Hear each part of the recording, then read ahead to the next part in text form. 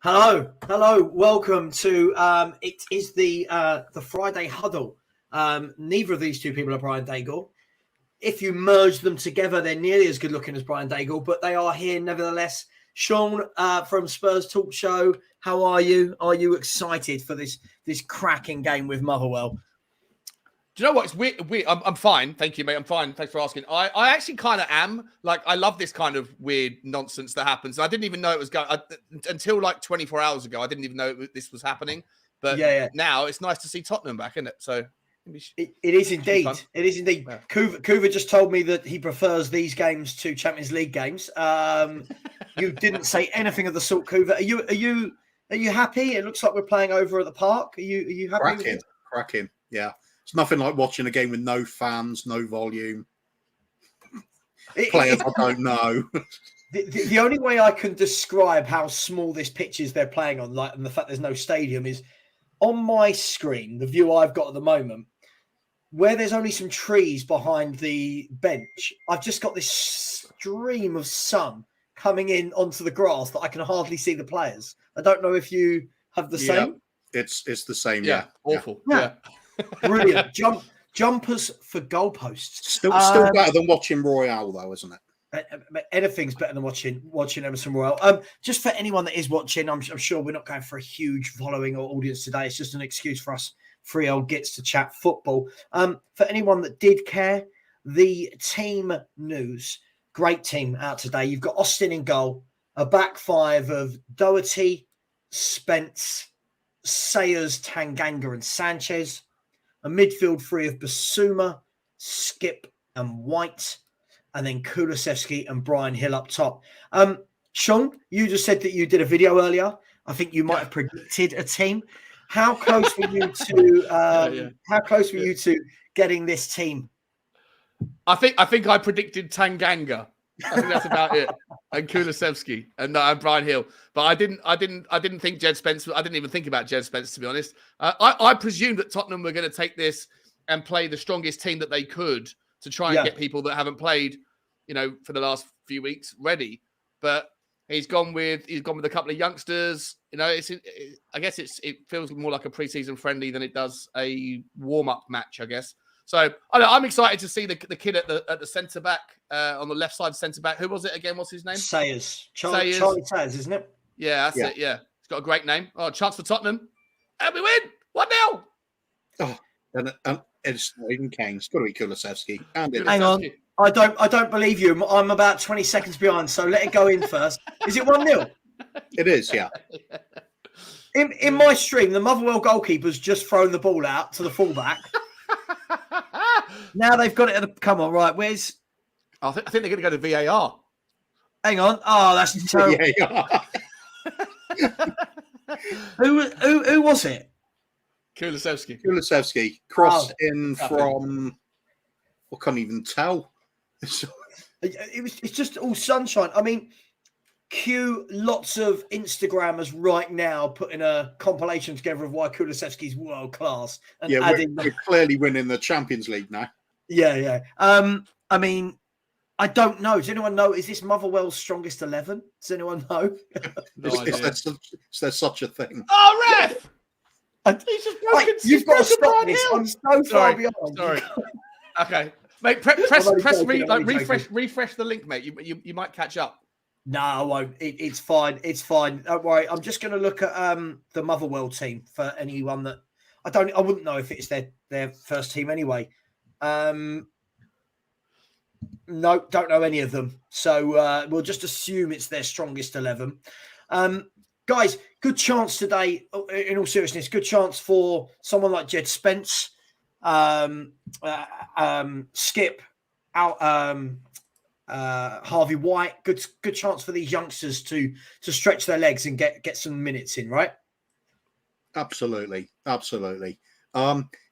Fitness thing for a few of the players. I mean, Kulusevski hasn't played that many games since coming back from injury, has he? And some of them haven't been getting chances. So it's a chance to sort of blend with some of the first team fringe players. Get the wing backs going, 3 players in central defence again. So the system's the same as the first team would be. So won't do themselves any harm if they play well now. Mhm. I mean, Sean, can you? I mean, whoever just took that free kick, that was absolutely shocking. Was that Yves Bissouma? Wow, it cleared the safety netting at the back. Sean, will any of these youngsters get a chance, do you think, under this manager? I.e., Harvey White and Brian Hill today, let's say they have a great game, they show what they can do. Is there any chance that these guys get 90 minutes for Spurs ever in any competition? Short of a bomb going off and half the squad getting taken out, I don't see it happening. I just don't think he's not the manager. You know, he's not the manager, as much as he is great at doing what he does and, you know, delivering trophies for the teams he's worked for. He's not a manager that gives a shit about the players, like bleeding young players in generally. Like, I know that Kulusevski is a youngster and he's playing well, but that's because he's playing beyond his years. This is not a criticism of him. This is just an observation of him. He cares about the here and now. He cares about Antonio Conte and Conte's record. And he doesn't, you know, he's never been at a club for more than 2-3 years. So why would he really care about, you know, Will Lancashire or like you say, Harvey White? Because those guys are never going to be better at their age than what we already have. And he's not going to be around for when they are good enough, if they are good enough. So, yeah, if you're looking for a manager that's going to bleed in and give youth a chance, then you're going to have to wait at least 6 months and see if Pochettino would be the guy. I mean, it's interesting, that, isn't it, Kuvva? Because lots of people keep saying, don't they, like, you know, if you give Conte what he wants, he'll build and he's going to be great for everything about this club moving forward. But he's never been a manager to give youth a chance. And as Sean said, he's never anywhere really long enough to see that journey through. So if you were a Harvey White, who's not even a kid anymore, right? If you were a Harvey, if you're any of them, starting to cut out a bit, Sav. But sorry, mate, can you see me now? I've got the gist of what you're getting at. Yeah, so, if you're any of those players, aren't you feeling really disheartened and asking for a move away? It's been the same at Spurs for a long time, though, hasn't it? Yep. We usually see our talented youngsters move on to another club. Marcus Edwards, look how he's shining in the Champions League against us. It's a shame. I've always wanted this with a sort of regular input from the academy going into the first team. I mean, if you go to the matches, especially if you're still living around London, you love to see some of the kids getting in. It's it's really nice to be able to say he's one of our own. The likes of Harry Kane coming through and people like that. So Ledley as well. I mean, you get club legends that way. It always feels that little bit more special. And I think we haven't got a real blend of that anymore. We seem to always buy foreign talent in or spend big on players from other clubs in the Premiership even. It loses something a little bit. I think I always get more invested in the team when we got some local lads playing as well. Yeah, I mean, the interesting thing about it, Sean, is, like Hoover said there, rather than bringing through our own talent, we tend to go abroad. And in terms of when you look at that, we brought through Nkudu, who was young at the time, Papa Sarr, we brought through Brian Hill. Why at any point would we bring those through rather than seeing is Papa Sarr any better than a Harvey White? I mean, I'm not saying no. We've got no idea. We haven't seen him, have we? Right, really? right. You know? To me, like, I kind of get it. Like, if you're a Liverpool, last season's version of Liverpool, they were doing so well. I know they ended up like coming up short for most of their tournaments, most of the competitions they were in. But when you've got a team that's playing with such fluid confidence and you've got 10 players that are regulars, you can, and you're 2-3-0 up in a game, you can bring on, you know, the Harvey Elliott's or whatever the guy's name is. You can bring in these kind of 18, 19-year-olds, give them 20 minutes, give them 20 minutes there. I think it's a luxury that's afforded to teams who start games well and who kill games off by the hour mark. Right. Tottenham at the moment, because of the way that we set up, whether it's by design or not, where we sit back for the first half and then press in the second half, we're never in a position, or very rarely in a position, where we're 3-0 up and can then give those guys a chance. But even in the times where we have been, you still haven't seen Conte really go for these youngsters. So, it's frustrating, mate. It's really frustrating. Yeah, absolutely. I mean, and Kuvva, we didn't even see the youngsters in the Nottingham Forest game. You know, when we, most of the clubs, if you look at that night, lots of clubs got knocked out as well as Tottenham. But the difference is that those clubs that got knocked out, such as the likes of West Ham and the Chelseas, they played a lot of young players.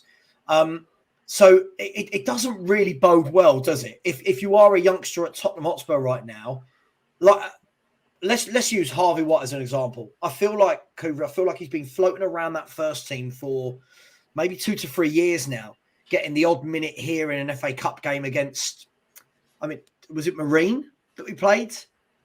Yeah. When we're playing a team that are like 12 divisions below us. But other than that, at what stage do we then bite the bullet and say, right, let's let these players go?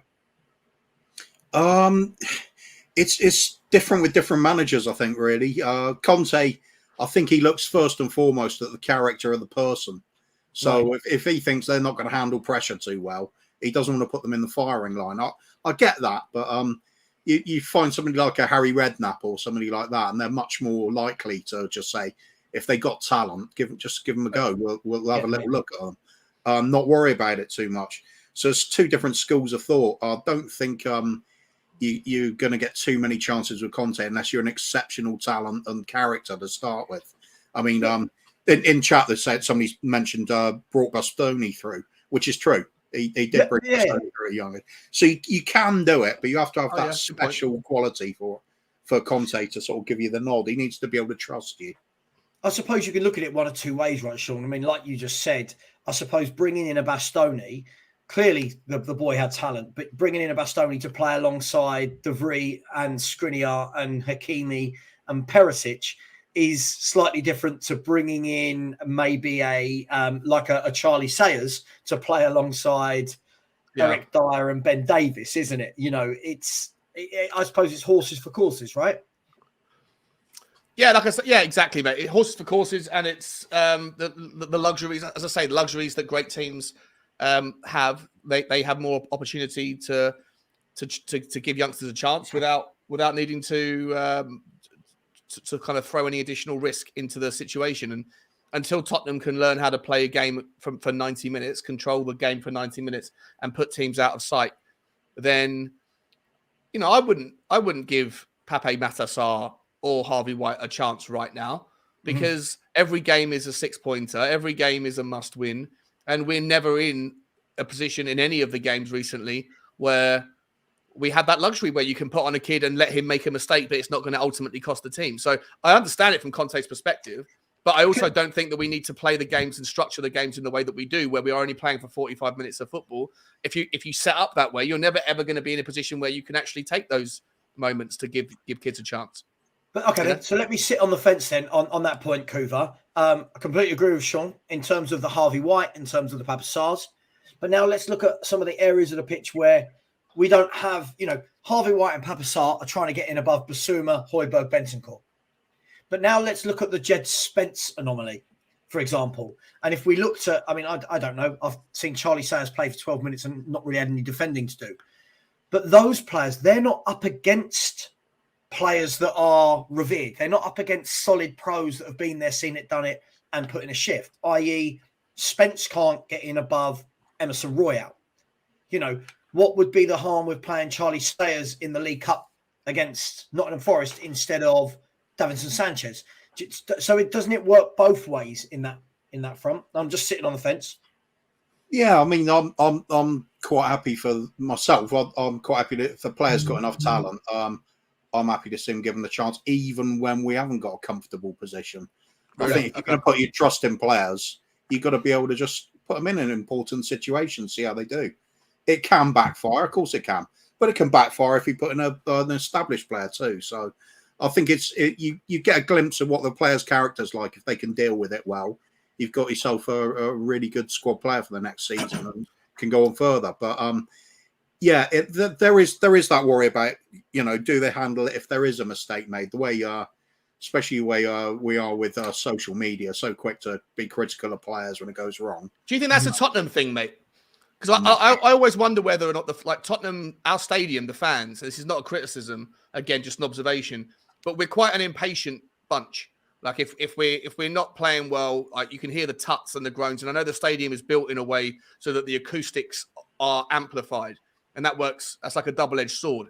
Good noise is amplified and turns into good energy, good electricity, and a good atmosphere. But if there's no songs being sung, if everyone's getting a little bit frustrated and like, you know, throwing their hands in the air because every moment is so precious and so key to win games, then the bad noise and bad energy also gets amplified. But I know whether I go to too many away games, and I don't know what other teams, what other stadiums fans are like. Do you think that Tottenham fans are unreasonably impatient with or unaccepting of mistakes of players? Like, would Eric Dyer sorry, it's a bit of a rant of a question here, back to the old days, Kuv. But would Eric Dyer and Ben Davies get the same shit that they get thrown at them if they were playing for Aston Villa? Sorry, I'm just going to work out if I need to put the turkey in yet. Yeah. Sorry, guys. Yeah. No, I think it's a bit of a boiling pot for us because we've been starved of success for so long, and then had a taste of nearly getting there with a few times with Pochettino, etc., and then taken away again. So we got this frustrated fan base that want the success, they want to see some excitement. And, you know, that it's kind of it puts an extra bit of layer of pressure on, I think, for a lot of the players. Doesn't it come down to as well, mate, the fact that, like the players you mentioned there, Sean, it's the fact that we've seen those players for years doing this. It's not like it's just a new player that's come in for one season and we're giving them stick. It's Davis again. Oh God, It's Dyer again. Oh, it's Lucas Moura again. Do you know what I mean? Is it that we talked about this the other day? It's the longevity in which we keep players, where other clubs seem to identify quicker. Right, you've come in, you're not good enough. Have your 2 years, out you go. Spurs fans we're almost too patient, I think, Sean, because even now I see posts going, hang on, if we bring back Ndombele, isn't he the answer to our creativity? And you're thinking, hang on, it's been 4 years, right? Yeah. I don't know. It's an interesting one. I just wonder the fans like that. Liverpool fans can be very kind of impatient and flip-floppy when things are going bad. They don't have any time for it. When things are going good, they're all about bringing the youth thing. I know that Manchester United fans are incredibly demanding, but then you've got so many Man United fans that they're like, you know, it's hard to kind of pigeonhole Man United fans because there's just fucking 10, 20 million of them or whatever around the world. So I just don't know how Tottenham fans, like, if you were to kind of make a stack rank of like how good is the fan base at tolerating, accepting mistakes, demands, that sort of thing. I don't know where Tottenham would fit in and amongst the top 10, you know? Kuvva, so let me back onto that. Kuvva, let me ask you this then. So let's say you bring in, for all intents and purposes, let's say we bring in Jed Spence. We'll use him because I think he's the closest one of the youngsters to the first team, as opposed to a Harvey White and a Charlie Sayers and a Donnelly and Lancashire and all those guys who are all on the bench. Do you think the fans would be more accepting of a player like Spence, who goes forward, who does attack, who is clearly good on the ball? Do you think we'd be more accepting of a few mistakes from him because it would be settling into the team and we've seen how exciting he can be, versus mistakes from an Emerson Royale where we're going, oh my God, he does this every single game? Yeah, I think so. They always get a little bit of slack when you come in new to the team, but it's a difficult one as well because as a fan base, we have this habit of saying, you know, somebody comes in from, say, the lower division and it's like, oh, this is a nothing player. Why have we got this one? He's not good enough. And then they come in, they can do well, and they've already got the pressure put on them. But then you get, on the other hand, Dyer, Davies, been here for donkey's years, never been good enough, and yet they get back to the help just because they got a Spurs shirt on.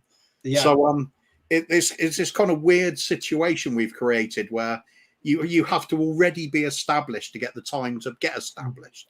It's ridiculous. I personally, I think with the likes of Jed Spence, I'd love to see him in. I think a lot of fans would like to just see a bit of excitement, a bit of attacking play down the wings.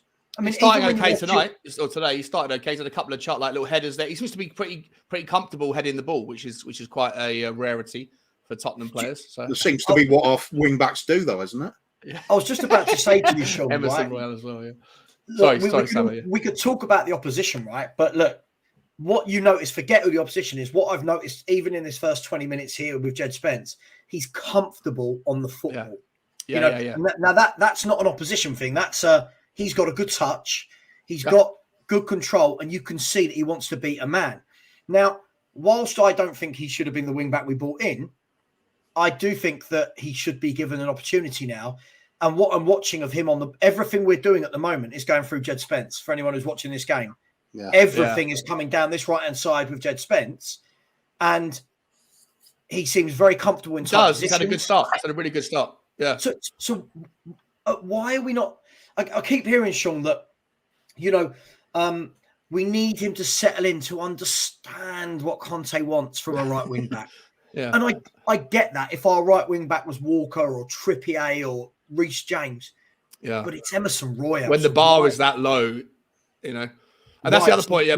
Back to like the idea of, not to go back on it, because I'm going to come straight back to the Jed Spence thing, but Harvey White, giving him moments, or the fella Savvas, we've got competition for places. All right, not great in the centre back, but certainly in the midfield we do. So it's going to be difficult for them. Jed Spence is competing with an incredibly low bar. Right. And in 15, 20 minutes, he's got forward 3 times. He's headed the ball. He had a shot on goal then.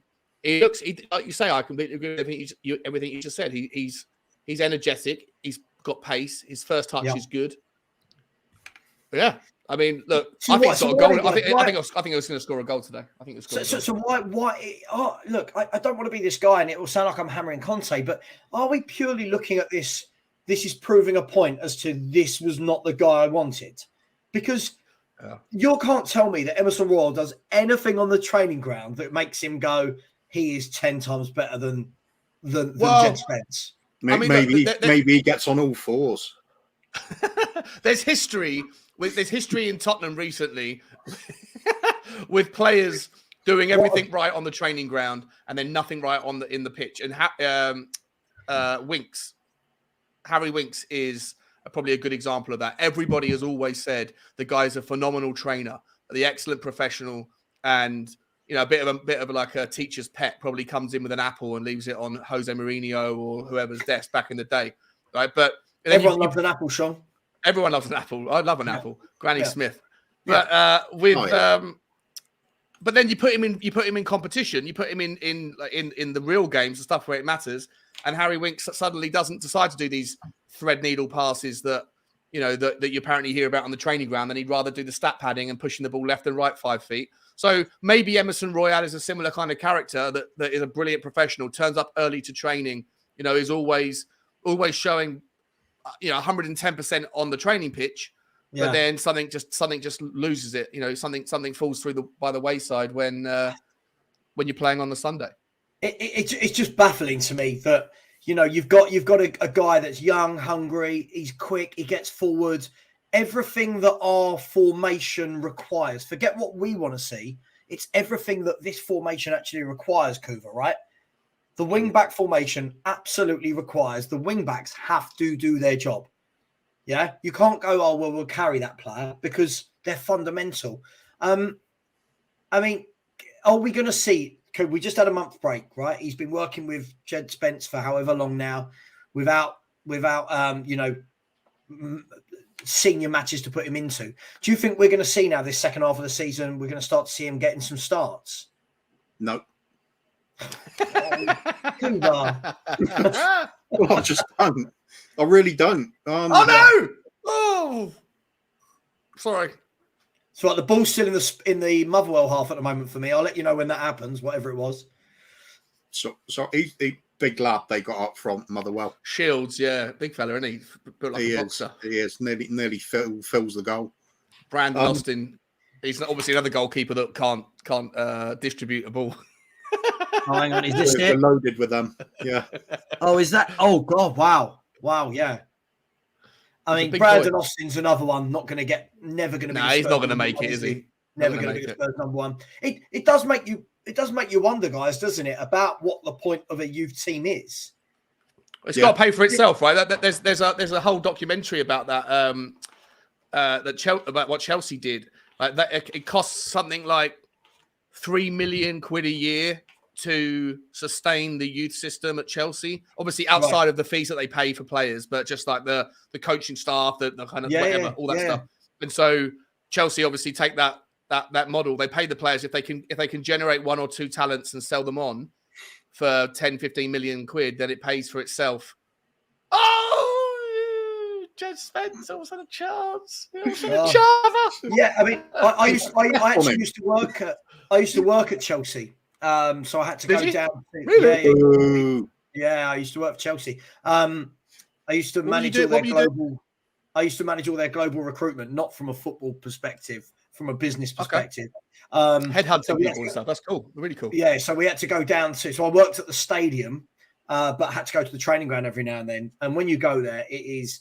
I mean, they've got a dentist there. They've got a full-time. They've got a full-time orthodontist there. Honestly, the players don't want for anything. But what they were telling me down there was just selling one of their young players each year, i.e., for 4 or 5 million, covers everything. And when you look at it, they said, how many young players does Chelsea sell, and how much do they get each year for them? So when people talk about, Chelsea spend billions of pounds, they spend a lot of money, but do you know how much money Chelsea recoup across the whole club each year? It's phenomenal. It's phenomenal. It's what we've been trying to do, but without the benefit of winning trophies and having the esteem that goes with the Chelsea title. So I think that's what Levy's always been licking his lips about. Just have this cash machine youth team policy, but we're selling them out for $250,000 instead of the sort of 5 to 10 to 15 million that Chelsea do on a regular basis. Let me ask you both then. So if you look in the last 2-3 years, who have Chelsea sold that came through their youth academy, and what sort of values? So if we're looking at Tammy Abraham was what, 40 million? Right? Yeah. You've got Tamori that went up 20 odd. I'm sure you'll get the proper figures. 20 odd million. Guehi was what, 18 million? Right? When you look at those sort of figures, and then now if I said to you in the last 3-4 years, I'll even take this back, the last decade, who have Spurs sold out the youth team for any money of note? Yeah, no, Tottenham haven't sold anybody. What did we get for Ryan Mason? There was that one lad to Blackburn, wasn't there? That was about $250,000 or something. Oh, Markandale. Yeah. But Andreas. So Chelsea have had Andreas Christensen. I think he left on a free, didn't he? But yeah, he was. He left on a free. Yeah, but so if you look at class player. Tamori left for AC Milan. Yeah, I'm trying to get it up. My internet's slow. So you get, I make it Tamori, Guehi, yeah. Tammy Abrahams, Declan Rice, apparently. Declan Rice trained there when he was younger, didn't he? But then you look at who's the young lad at Brighton, the wing back, Lamptey. Chalobah. Oh no, he's still there. Oh, sorry, Lamptey. Yeah. You had Lamptey go. You had the other Chalobah that would have gone. His brother Nathaniel, he would have gone. Bertrand Traore. He got sold for 17 million. Oh no, that was at Lyon. Wow. He left Chelsea to go to Lyon. Was it that much, really? Yeah. Bloody hell. But purely players that have come through the academy. Yeah, there's so many that they just get these great fees from. And if they're not selling them, they're going into the first team. You've got your Mason Mounts, your Loftus Cheeks, who's the fellow who went to Crystal Palace on loan? Conor Gallagher, Reece James, yeah. Brozier. Yeah. They've got, quite a good setup, you might say, really, isn't it? They could put together an amazing 11 out of. Spurs have scored, by the way, and no one told me.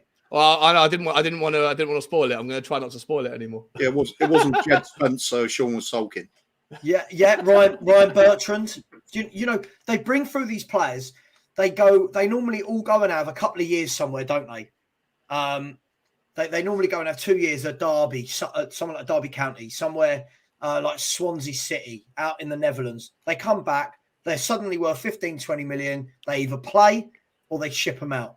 And do you know what though, Savva, right? It's success breeds success with that model. If you're in London Like, let's say you're 13, or let's say you're the father or the mother of a 13-year-old kid who's got talent, and he lives in Manchester or somewhere in the northeast. Do you want to upset?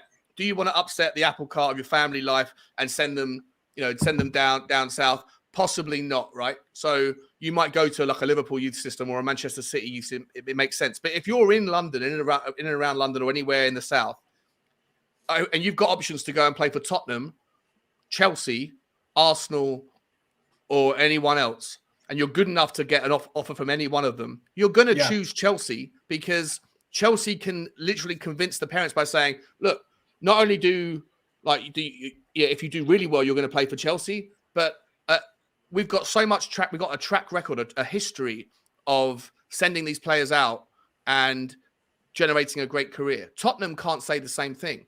Yeah. Arsenal, to a degree, are somewhere they're better than Tottenham, but not as good as Chelsea.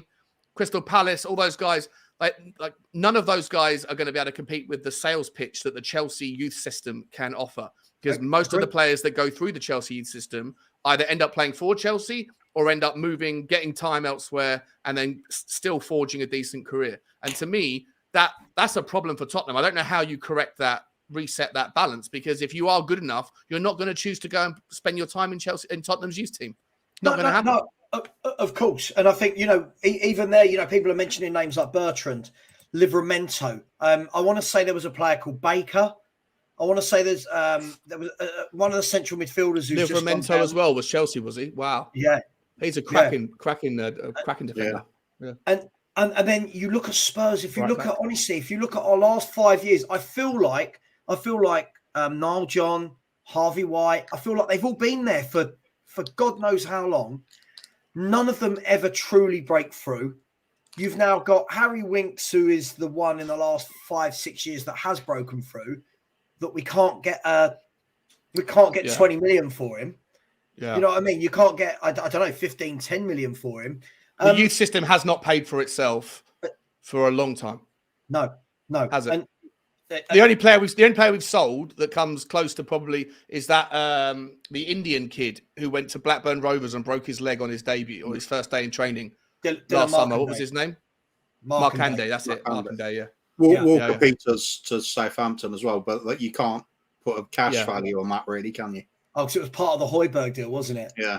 Yeah. I mean, there's a couple, but when you're talking about the likes of Guehi and Tomori going for the 20-odd million they are, and to the size of the club they sell to as well, when you think that, Lamptey's gone down to Brighton, who are an established top 10 Premier League team now, Tomori going to play for the champions AC Milan, Guehi going to play down at Palace. All ours end up at, like you say, like no disrespect, but they end up at a Bristol City or a Blackburn. And that it just goes to show, does the whole youth, I mean, we talked the other day about the first team and the club, Sean, being ripped out and started again. Does the whole youth setup need to really be looked at as to the absolute lack of players coming through? Well, I don't know what Ryan Mason did to get promotion to the first team setup. He was head of the youth system, wasn't he? Or the head of the youth training, head coach of the youth team. Yeah. Conte's first week in charge, he promotes him to first team coach. I don't know on what grounds.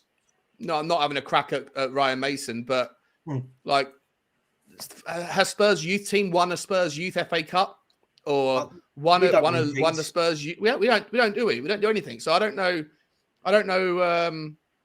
the benefit of dragging him out of the youth team and then putting him in the first team and then if he's that good, leaving a hole. I don't know. I've got no idea who even the first team coaches or the youth team coaches are at Tottenham. But to be honest, Savva, yes, mate, 100%. That if we are going to do this factory reset that we want to see at some point, then the youth team definitely needs an overhaul for sure. Yeah, for me, the youth team setup reflects what we do as a transfer policy with the first team. We're not going big on anything. We don't go for the stellar sort of stuff, or even we're just sort of plodding along at that tier 2 level, churning a few out, getting by, nothing special. It feels to me like it's an investment in talent, and even if it's just coaches, are the coaches up to scratch? I remember people saying like we've lost some of some really good coaches over the last few years. Have we? Have we? Apparently. Okay. Can't remember the name, so I'm not educated on the kind of background stuff at Tottenham like that. I don't know much about it. It's just one of those things you tend to stay more in the loop with when you live closer to the ground. You hear a lot of the chatter going around from people who work there. I like the idea, Kuv, of signing players that have had really successful careers and that are trying to start their coaching thing. Like the guy, is it Arturo? Torre and things like that.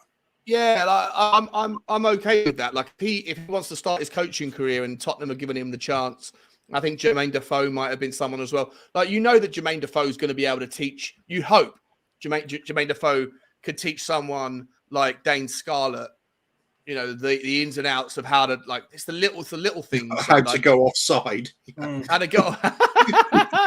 Yeah, I mean, but how to time the runs better. Maybe Jermaine Defoe's not the right person for that, but just the instinctual stuff of because he was an instinctual player, right? And so you'd hope that there'd be some rub off. You'd hope that Yaya Toure could impress some of his leadership skills onto Harvey White or onto the next midfielders that are coming through.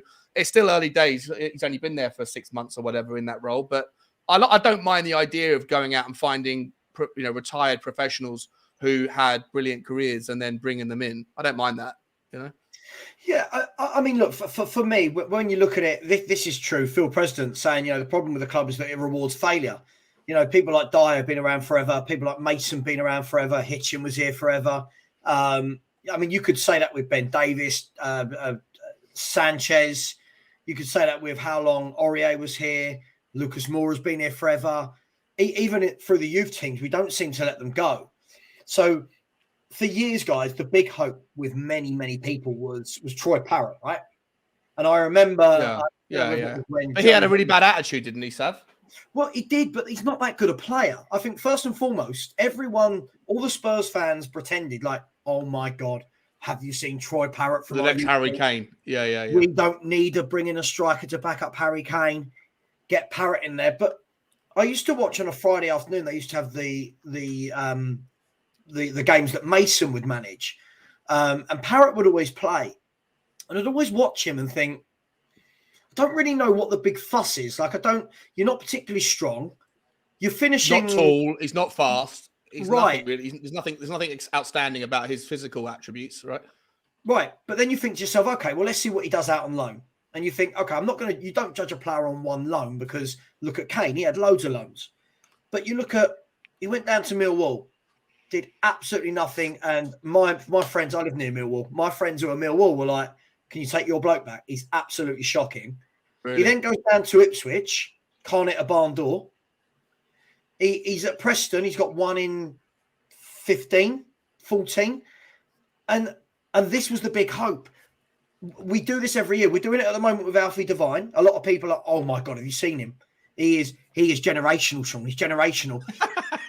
I fucking hate that word, Sam. I hate that word so much. It's so overused. It's overused almost as much as awesome is in real life. I mean, it's just one of those things where I think we get so carried away because, again, I think it's because of such little success. Like the way fans still talk about the Champions League final, whereas Liverpool, Man City, Man United fans wouldn't still talk about a final in which they were beaten, right? I don't ever hear them talking about it. It feels like we've got that Kuvva with the youth team where because we have such little coming through, we see one player that everyone pretends they know and thinks is brilliant and we latch on like Scarlett. For me, you look at the comparisons with other teams. That's where you see exactly where we stand with our youth policy. Dane Scarlett's going to be the next big thing. Really? Michael Owen was banging in hat-tricks at 17 for Liverpool. He was playing for England at 19. Dane Scarlett, is he up to that level? I don't think so. He might turn out to do okay in his career, but I don't see this kind of special talent that people are talking about. I think we vastly overrate players and fall into this trap of back them up so much and then they just sort of disappear. They fade away and end up playing abroad to get some game time because they can't get any game time with us and none of the other big guns are going to want them playing in their team. So they have to start looking further down the pecking order in terms of teams. I think we just keep doing it. Just because we've had Harry Kane come through, it's like, that is that the norm now? No, it isn't. Yeah. It's been the exception. Yeah. It's interesting, isn't it? I mean, in games like this, it would be lovely second half as well, wouldn't it? We want to see the Alfie Dorringtons, you want to see the Devines, you want to see the Jamie Donnellys and the Lancashires up top to see what they can do against, a Scottish Premier League club. Let's see what they can do. I mean, it does go to show that every time we seem to have a conversation, you try and find that spark at the club. You try and find that direction at the club, which is heading in the right direction. And it just feels like it's all a huge mishmash, doesn't it? Right the way through from youth set up to first team to everything. So I'm just not sure where I stand with Tottenham Hotspur right now. Guys, 3-0, Sav. I don't know if you've seen that last goal yet. Has it come around for you? It's just coming in now. Brian Hill, yeah. But if you watch the replay, I'm pretty sure that was Harvey White. Harvey White, I think it was him. He put the midfield pass through down for Kulusevski down the channel. Delicious little pass from. If it was Harvey White, it's interesting, isn't it? Because Harvey White, whenever I watched him come on for the 5 minutes that he used to get, he always looked neat and tidy. He looked like the normal midfielder Kuvva that Spurs bring through.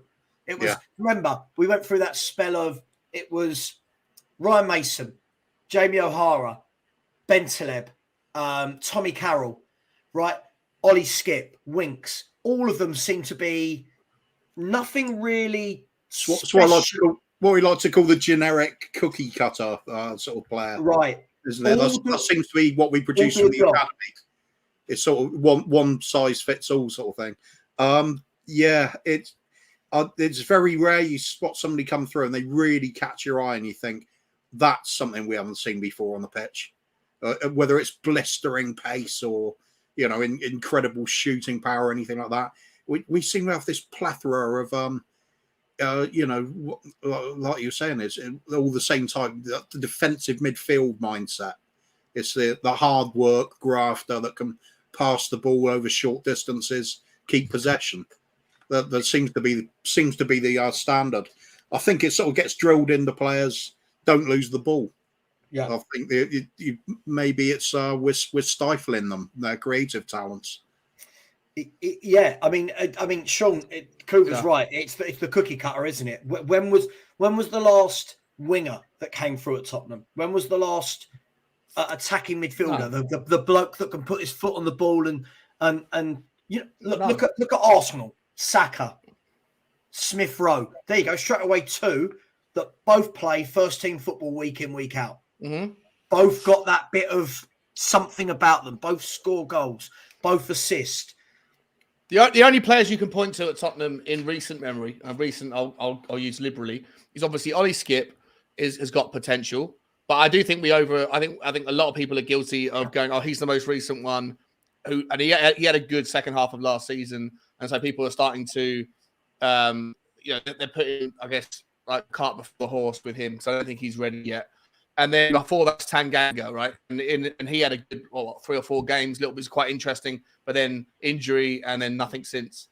But before that, you have to go all the way back to Harry Winks, and he's 26 now. So Harry Winks was, what is he? That was 8 years ago he was 9 years ago he was a youth team player. Harry Kane before that. We just don't have a decent enough youth system. Townsend maybe in that same sort of era, wasn't it? Townsend, Jesus Christ! But didn't we steal him from Crystal Palace? Or I'm thinking of someone else there, aren't I? Who was the guy we stole from Crystal Palace? And John Bostock. John Bostock and Simon Jordan had a fucking meltdown about it. Yeah, I mean, I remember that. Yeah. What happened to him? What happened to him? Jesus Christ! Listen, where's he? Is he still playing? Do you know what, Simon Cohen? I'm not even looking for a Hoddle because that for me, Hoddle is when people apply the word generational. This is what I consider to be generational as a Glenn Hoddle, right? Not every single player that comes through who's 18 scores a goal and we go, oh my God, he's generational. I don't even want a Glenn Hoddle, lads. I want a top centre-back to come out of our youth team. I want a Declan Rice to come out of our youth team. a Bukayo Saka, right? Is this too much to ask? Yeah. No. No, well, I guess it is, mate. I guess it is. I just want to shout out to Wayne Holland saying schoolboy error having a PS5 vertical. Dude, I bought that last Christmas. I've used it. I think I've used it for a grand total of about 4 minutes. I downloaded PS5. I downloaded FIFA. Played it for about 5 minutes. Went, this whole thing is beyond me now, and it's been sat like that for the last 12 months in the corner. Is it? I think I got charged £100 yesterday or 2 days ago from Sony for like subscription. I was like, fuck, you hate it when they catch you with a renewal that you don't use. And I might sell it, or I might put it up as like some sort of prize or something. I don't know, because I don't use it. But is it wrong to have it? Is it wrong to have it on its? It's your age, mate. You play computer games for ages, and then all of a sudden one day you load things up and think, I can't play these anymore. I can't do this anymore. My reactions are too slow now. I'm shit at this now. I haven't got the time to be honest as well, man. I haven't got the time for it. A bit work. I used to have a PS5 and that years and years ago, but I'll tell you what I found really. When I was younger, I'm sure you put in a disc, it loaded up for about 30 seconds, and you started playing a game. Then it started getting to the point where I was turning things on. It was like, you need a system download. Oh, okay. Okay, an hour later. Have you got the latest version of the game? I'm like, oh, I don't know. Is your graphic card up to date? Oh, I just want to press some buttons and let some just button mash, just like Street Fighter. That's all it was. That's all I want. So I'll tell you what I've just bought for Christmas. Sorry, I'm completely off the topic of football here. I've just bought 5 baby Tendos. What are they? Little tiny Tendos. You remember little Game Boys? Bought 5 little handheld ones. They're like that big, little, and it comes with 400 like Mario, Tetris. Really? All of that. Yeah, they're like. Why have you got 5? Why have you got 5 of them? I thought it was a nice, easy, cheap way to palm off presents for Christmas. Oh, nice. Okay, I was just saying that. Okay. I was like, here you go. Here's 400 games. Go and play this. But guys, getting back to football. Rafael Leao, Savva. He's been linked with us today. Would you want him? I got to ask you boys that. I watched your video. I did watch your video, Sean. I always do. Only because of the dog, not because of you. As you can see, clearly a dog lover. Look, they're very engaged. Dogs work, and dogs. Keep your dogs on stream. I've got so many subscribers purely for Bugsy, not for me. Like, keep your dogs in there. Like, introduce the dogs more, man. The subscribers will fly. I promise you. Yeah. I mean, look, Rafa Leao. So the rumors are, and again, anyone in the stream, anyone in the chat, whenever we talk about rumors, we don't necessarily believe everything is true. We're just bringing it to light. Just reporting it. Yeah.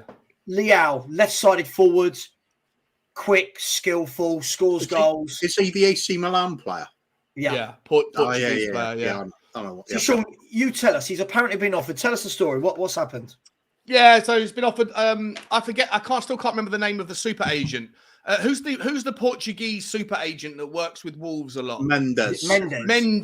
That's it. Mendes. Thank you. I was like George Campos. I was like, that's not in the video. I was getting it all wrong. Mendes is his agent, and allegedly Milan is saying that they're willing to cash in. They have put a contract in front of him, but it's probably not going to satisfy him because his contract's up in 18 months' time. He's got a release clause of 137 million euros. And allegedly, according to Team Talk and half a dozen other aggregators of or syndicates of content, allegedly Mendes has offered him to half a dozen clubs around Europe. 4 of them that were mentioned in the article was Chelsea, Liverpool, Tottenham and Real Madrid. So we're definitely at the top of that pile for any player, aren't we? Well, Real Madrid said no, that they're not interested, or they haven't got the money, or they don't need him because they've already got Vinicius Jr. in that spot or whatever. Yeah. And then I just said on my channel, I was like, listen, I'm not giving this any credibility because I just don't see it. But for what it's worth, Liverpool have got Diaz in that role. And he's a youngster, so they don't need to worry about that role for him. Chelsea just signed Raheem Sterling. Chelsea were going to go and pay an extra 130 million for that. So that leaves Tottenham of the 4 that were mentioned. And I'm just like, look, I'm putting it out there because there's some people that are saying that Heung-min Son is on the decline. Sonny's a great player. Class is permanent. Form is impermanent. I don't want to be someone that's coming out and saying that Sonny should be sold because I know it's a very divisive topic, but you could make the argument. You could make the argument that Sonny, if you were to just look at Sonny in a microcosm of this season, if you were sleeping under a rock for the last 10 years and you called out and it went, who's this guy, Sonny? He's not a world-class player based on this season's form. He's not even a great player based on this season's form. He's probably a 15, 20 million pound valuation player based on this season alone. I know we're not doing it on this season alone. Yeah, but he's bang average this year. And so I'm just saying, like, of the 4 clubs, if any one of them was to go, all right, we do need a long-term solution for that left wing forward role, of the 4 clubs offered, given that Real Madrid have said no, given the other 2 have already just signed players and they're young or whatever, maybe Tottenham is the team that could do it if you want to liquidate Sonny whilst he still has some value. At some point, Sonny will have played his last game for Tottenham. So whether you let him... Our fans don't like that, Sean. I know they don't. I know they don't, yeah. Not the Son. We've talked about this a lot, Kuvva, as well, haven't we? Our fans do not like to think that a player's time at our club will come to an end. With Kane, with Lloris, with Son, there will come a time where they've played their last game and there's nothing wrong with having a succession plan. You know, for me, what is wrong with buying... I'm not saying it's definitely going to happen, but what is wrong with buying a Leao? What is wrong with saying, okay, we're going to mix it up. We're going to change formation. We're going to play Kane and Son up front together and Leao and Kulusevski and go more of a 4-4-2. What's wrong with saying we're going to play 2 up front with Kulu in the hole? I don't see anything wrong with that. I'm not it's just a conversation, isn't it? It's just a conversation. I'm not championing Leao at all. I you know, there's lots of players. You look at Leao, Kvaratskhelia of Napoli. You know, Mudryk. Mudryk. There are players there that if we keep saying let's not get them, we've got Son. When Son does go, you don't know what's coming behind those players. So the big clubs, they evolve. Spurs, we're going to be Kane and Son until they're in their Zimmer frames. That's what our fans want. They don't want to see change. I'll be honest. I wouldn't. People are going to hate me for saying this. I'm not saying sell them, but I don't mind mixing up a bit now. I don't mind Spurs having a different dynamic up top other than just Kane and Son every single season. That's just me. It's the same conversation we always come back to again. It's what are your objectives? If the club's looking to, if supposing we do get new ownership in, and they're just looking for instant success, you keep Son and Kane, you build around them. If they're looking to build something over the next 10 to 15 years, you know, a whole new structure of the way the club's run and everything. Yeah, you're probably going to have to look at sacrificing those sorts of players, get some cash value for them, get younger players in and show a bit of patience. Yeah, at least one of those 2. And at the moment, for me, Sonny is the player that, like, you know that players decline when they hit 30. They generally kind of run out of a little bit of that zip, that kind of, and it looks to me like Sonny's a player who's always played on the top, on the feet of the defenders, getting in behind, utilizing his pace. I'm not saying at 29 that his pace has left him, but his Sonny will decline faster than Harry Kane will, because Harry Kane doesn't require the use of his legs to get him through it, whereas Sonny to an extent does. Of the 2, I was looking into how much money actually. I was trying to find out how much money Sonny would generate the club from shirt sales, because there's this kind of rumor going around that, you know, there's 90 million South Koreans and half of them have got a Sonny shirt and they buy one every year. And all that stuff, right? And so what's the commercial value of Sonny? But unless it's the club that is selling the shirt, then if I doubt that a South Korean 18-year-old kid is going to go to the Tottenham website and then get the Sonny shirt sent from England, right? So they're going to buy it from a local retailer. And on that basis, if it's an £80, I don't know how much the shirts are. If it's an £80 shirt, if a fan buys a shirt through a retailer, the club only makes about 17% of the shirt value. So if it's an £80 shirt, let's call it 15 quid for argument's sake. So Tottenham are only making £15 per shirt. Now, how much money how many shirts does Sonny really sell? Does every single Korean who wants to have a Sonny shirt buy this season's shirt every season? I don't know. I got no idea, but But equally, as football fans, though, I mean, I get that those conversations happen from a commercial aspect, but from a football fan point of view, obviously, we shouldn't really care about that, should we? Like as fans, for me, I just want to see that. I want to see there's some evolution, right? I want to see. For years now, what I've heard is, oh, you can't sell Kane or Son because we'll go nowhere without them. But let's be really, really fair, lads. We've not gone anywhere with them. Not their fault, but which means, like we've talked about a lot, Kuvva, which means that at some point you've got to have a shift. Now, yeah, I mean, they're the players that bring in revenue. Pochettino said it as well. When he said the word rebuild, he said painful rebuild. That is what it is. Sometimes you do have to sacrifice the crown jewels just to benefit the rest of the team. So isn't that what Liverpool did, Kuvva, with Coutinho? Coutinho, exactly. 100%, Savva, 100%. Yeah, I was going to say the same thing. You I sell, mean, you sell a player at peak value. You sell a player. How many times have United done it as well? United, they've regularly sold players at peak value. The likes of Beckham, he was moved on, loads of value for him. Ronaldo, they don't worry about it. They just reinvest. We seem scared to do it. Just quickly, if anyone did want any flowers, go and sign into Floral Frog. That is Wayne and his company. Nice. So sign in great flowers, great guy. Wayne, I'll see you tonight for a beer. But yeah, sorry, this is the thing, right? I think a lot of people seem to think that if you bring in a player as well to replace Son or to replace Kane, that they're going to immediately hit the ground running and do what Kane and Son have done. And we've seen multiple examples throughout the years at lots of top clubs. It doesn't necessarily do that. Henry, one of the probably, I mean, arguably, we might talk about this later, arguably the best player that's ever played in the Premier League, didn't come in and hit the ground running. Sonny didn't come in and hit the ground running. Kane didn't join Spurs, didn't come into the Spurs team at 18 and hit the ground running. He went out on loans and did stuff.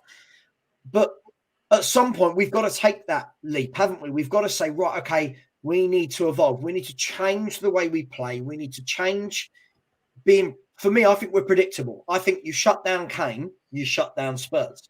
So it's a tough conversation to have, isn't it, Kuvva? And you can't have it without other people watching a conversation like this and then going back to their channel, their post, their page and saying, oh, Savva and Kuvva said we should sell Kane and Son. I'm not saying that. I'm just saying you've got to evolve at some point. Yeah, I mean, like I said, it just keeps going back to what are your objectives as a club? If you're prepared to do a proper rebuild, and as I quoted Posh about it being a painful rebuild, you've got to make big changes. To make big changes, you've got to make big sacrifices. Yeah, your big name players might have to go. I mean, new era. As we've quite clearly been saying lots of times, eventually, whether it's through retiring naturally or being sold on or injury, heaven forbid, but eventually there comes a time when Harry Kane is not a Spurs player anymore. Right. What are we going to do then? Just suddenly look around wondering what to do? Yep. Should have a plan in place. If we haven't got the money to just throw away at just buying instant replacements the whole time, we better start having a plan round about now. We've got to look at who's beyond that. What sort of way are we going to evolve the team? Are we going to? Are we just going to stay as we are, plodding along? That's what it feels like for the last 20 years. The thing is as well, when you look at that and couple it in with Conte, you know, people keep telling me that Conte's this great manager and look what he's done and it's amazing, blah, blah, blah. I see from Pochettino through to Jose, through to Conte, Spurs have had the same dynamic in one way or another, which is Kane and Son. You know, this club hasn't evolved. It hasn't evolved to a style that looks good. It hasn't evolved to buying top players to complement Kane and Son. It has always been, with one exception, you've got to say Kulusevski has transformed the team a bit. But you can't rely on just the one player, can you? Right. It's got to be attack as a team, defend as a team. Of course, yeah. I'm not talking about throughout that time. There's always been good players, but it's never been the complete right setup for me. Yeah. And look, I think the worrying thing for me is, and it might seem like I dig out at Son a lot, but the reason I do that is because he's put on this huge pedestal, right? Now, this is the danger I think football fans have. If you want to put a player on such a big pedestal, you can't then be upset when that player is criticised for not reaching those heights. Now, for me, I've always said it, you know, this Kuvva, that I do not think in any way, shape or form do I think that Heung-min Son is world class. I just simply don't think he is. But it's not just his form for Spurs. I watched him every game for South Korea in the World Cup. He just looks, I don't know if we can say it's form, because he just looks, I don't know, disinterested, unfit. I don't know. There's just, I don't know. It's just not. He looks like he's not enjoying himself anymore to me. Right. Who are you talking about? Yeah. Sonny. Son. Do you think his decline is more than impermanent? Do you think there's, like, not necessarily that he's just of age, but do you think that there's something that's changed and that this isn't temporary? Yeah, for me, I think it's down to the tactical switch. It's the change in personnel, the way we're playing this season. Kane's become the more pushed forward more, which Conte did talk in length about. He wanted him as being that sort of spearhead of the attack, getting amongst the goals more. That's happened. And the counter side of that is Sonny's become more withdrawn. He's playing a little bit deeper, almost like the attacking midfielder role. And it's not suiting him. It's suiting Kane. Kane's goal return's excellent this season. So can I ask then, Kuvva, if that was the case at Tottenham Hotspur, wouldn't you have thought then that when he goes to play for the national team in the World Cup, that you'd see a completely different, hey, I'm back, I'm not doing that anymore, I'm the main man? Or is it rubbish in the World Cup thing? So I know you've not watched the World Cup, Kuvva, but honestly, Heung-min Son, apart from one run he did to set up a goal, has looked, I don't know if you've seen the game, Sean, I think he's just not been at the races. He's been rubbish. He's rubbish in the World Cup, rubbish for Tottenham this year. Looks like, I said earlier, it's a £15 million player. He dribbles too long. He doesn't want to release the ball. I think that the goal drought has affected him massively, and he becomes over selfish. And that in and of itself is like just created doubt in his mind about when to pass, when not to. The whole thing seems a little bit just really negative energy. And yeah, if someone came in with an 85 million quid bid, I'll take it all day long, right? All day long. Yeah, at that age as well. But this is where it is for me. When you've got the players coming through, like the guy at Napoli, I'm not saying you could get him now, but they got him for what, 5-10 million last year. When you look at players like Mudryk, when you look at players like Rafa Leao, decent scouting, you will find these players out there. And all of this, who can replace Heung-min Son? Well, if you look at this season alone, many players could replace Heung-min Son. Yeah. Right? And again, Kuvva, it doesn't have to be like for like. Why does it have to be, if we replace Heung-min Son, it's got to be another wide left forward? Oh, Kvaratskhelia, please. They'll do me. Yeah, mate, he's brilliant. I always say crap Shilly, which is... What's his name? Kvaratskhelia, I think it is. Napoli. He is class. Oh, yeah. The guy that no one can say his name. Georgie Kinkladze Mark II, basically. But do you know what he's got and that Mudryk's got that a player like Heung-min Son has never, ever had? It's that ability without scoring goals. It's that close control. It's that touch. It's that pass. It's that ability to not just beat players with pace. Because I was having this chat with Henry yesterday, actually, and he was telling me about a debate that he had with the lads on his show. And it seems to me that a lot of people confuse what dribbling with the ball is. I think there's a huge difference between a player with pace who can burn past a man and a player that is very good at dribbling and tricky and integral to go past a player. Do you know what I mean? Like, do you know that? Yeah, John Barnes used to be John Barnes, when he played for Liverpool and Watford, he was one that used to knock the ball quite a long distance ahead of him and just outpace the player.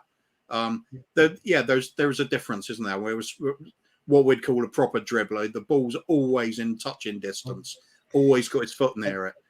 Just quickly, sorry, Kuvva. This is everything. No offense. Welcome to yourself, mate. This is one thing I hate about football: the way it's gone. I mean, what is this? So Son is world class by definition. Well, by definition, we've all got a different definition, right?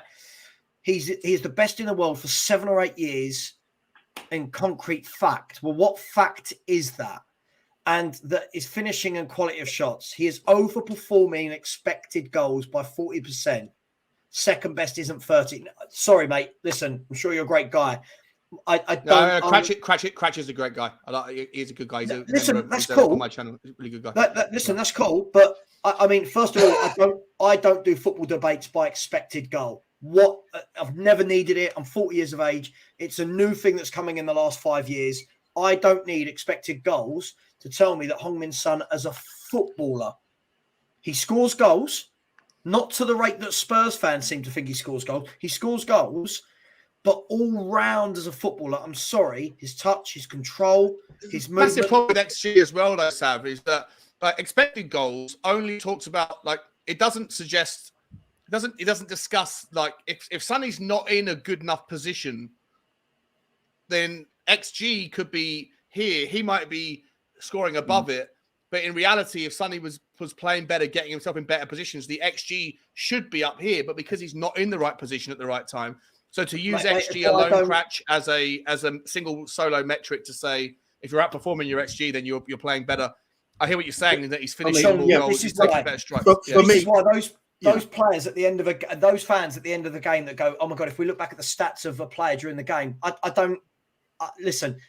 I don't know if it's an older thing or what, but we never had that growing up. We never needed it. I don't need eyes to tell me Lionel Messi is the greatest player I've ever seen. Do you know what I mean? Sorry, I don't need stats to tell me that. I watch the man. I just hear about it on the radio. Yeah, so, for me, this has been part of this whole Kane and Sonny debate for ages now. For me, Sonny has always been that finishing touch player. He's the rest of his game. I agree with what you were saying. There's not really a lot to it.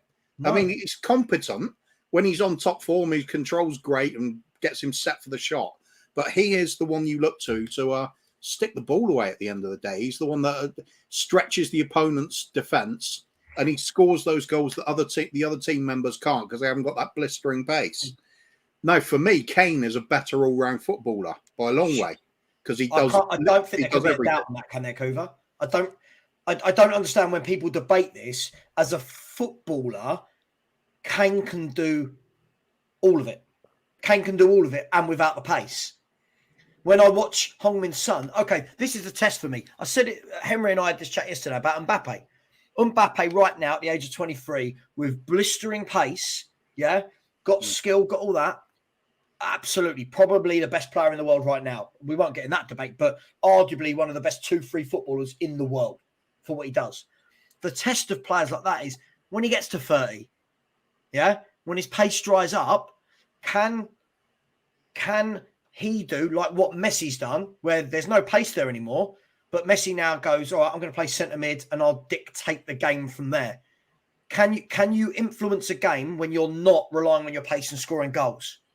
Not many players can, right? And that's why I don't think Kuvva, I don't think Son, when I watch him play, again, I don't want stats of the 40% perceptions, right? When I watch him play, there's too much that breaks down on him because his control isn't good enough or he's not good enough in tight areas. I watch players like who's the Napoli guy? Tell me what's his Kvaratskhelia. Right, Kvaratskhelia, right? Yeah. You watch him now. Of course, he's a lot younger, so his stats will be nowhere near what Son's are. Again, another misleading thing. Watch him on the football, and you go, "Wow." You go, "How did you get?" Look at the best over the in the recent times. Messi, he is not the same goal scorer he was a few years ago. He's lost that. He's lost some of that pace. Quite a lot of that pace. But you watch him play, it's still wow. His passing's incredible. His control's incredible. He's still got all those talents. And you know what he can do? The games. You know what he can do? Remember, I was just saying there about dribbling versus pace. Watch Messi dribble with the ball now, even without pace. Yeah. His skill and his close control takes him past players, whereas some players, like a Heung-min Son for me, it's the pace that takes him past players. Listen, I know this sounds like I don't like Son. I do. I really I love Heung-min Son. I just feel that we, as a fan base, we want to make him this world-class player. But other than like last year, the 23 goals in the league, 23 goals is a good return. let's be really honest, Kuva. Growing up, 23 goals isn't a great return for a forward in a season. 23 goals is good, right? But that's his only ever season over 20 league goals. If he did it for like 7-8 years in a row, getting 23 goals, right. That's a hell of a return. Like, let's look at this player. I'm going to look at a player who plays in exactly the same position as Heung-min's son. Exactly the same position, right? Let me just bring it up before. I'm going to just look at his, and I'm going to look at his, if we're going to do the stat thing, right? You know what I'm talking about down at Liverpool, right? Mo Salah, right? Mo Salah plays as a wide forward, the same as Heung-min's son. Would I be correct in thinking that? Yeah. Right? They both don't play through the middle, but they float into the middle, but they both start from out wide. When you look at Mo Salah's goal return and assist return, right? This is his last, forget this year, this is his last his first 5 seasons for Liverpool. League goals only. 22, 22, 22, 23, 19. Right? So only 1 season, not over 20 goals. Now, if I look at Heung-min's son, right, as a player, this is where Spurs fans just get really, really crazy. His for Tottenham, 4, 14, 12, 12, 11, 17, 23. I'm not knocking that. That's still great, yes. Still fantastic, but... I don't even think it's fantastic. I think the 23 last year for me has really, really taken over what other players do year in, year out. He does it 1 year and it's, oh my God, he's world class, his XG. I just think those are the stats for me. And I'm not lying. You probably can't see it. But those are the stats of a very good footballer, but not world class. Sorry, so what would you like to see then? You make a good argument, right? So what would you guys like to see for, and we haven't got to just keep this to the left wing forward role, but we have aging players in several positions, right? We've got Davies who's turning 30. We've got Dyer who's turning 30 very soon. We've got, or if not already, we've got, obviously forget about Paratici. He's not a long-term solution. We have Sonny and Kane that are turning 30. It's not like their need to be replaced is imminent, but we do have to start to think about those things. Would you be happy with Tottenham to kind of, even if it meant taking a step back, even if it meant Tottenham finishing outside the top 4 for the next season or two, would you be happy for Tottenham to go out and do something as crazy as signing, I don't know, argument's sake, you move Romero into the middle, you sign Ndicka, who's 21, right, if that's possible, and you sign a Antonio Silva, who's 19, right, from Benfica, play him on the right, Romero in the middle at 23, and then Ndicka, who's what? I think the Ndicka's 21. So then you potentially got, you've still got problems. Like none of those players are the finished article. They've all got great bags of potential, but then you might just be able to have a stabilized back 3 for the next 6, 7, 8 years if everything goes well. And then when it comes to Sonny and Kane, like, would you be up for literally like selling those players and then taking punts on really good high potential, but still not the finished article versions, 21, 22 years olds in versions, go and get someone like a Leao on the left, and then in the mid, and then up top, I don't know if there's a young central striker, or even if you just use Richarlison. But would you guys be okay with like taking that step back and saying, okay, you're not gonna be able to compete, but for the next 2 years, we're gonna play in the Europa League or maybe Conference League. But we are starting again, factory reset, 21, 22, 23-year-olds across the pitch. And everyone will talk about Tottenham as this young, vibrant team that have got a bright future. Does it sound familiar?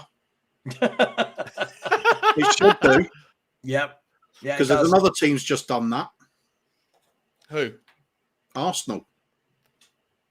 Oh, yeah. Okay. That's what you're saying. Yeah. I would be prepared. They did that 2-3 years ago, right? Yeah, they're on that under. And who would you want the manager to be for that? Because it's not going to be Conte. If you're bringing through a young team again, I'm happy with Pochettino.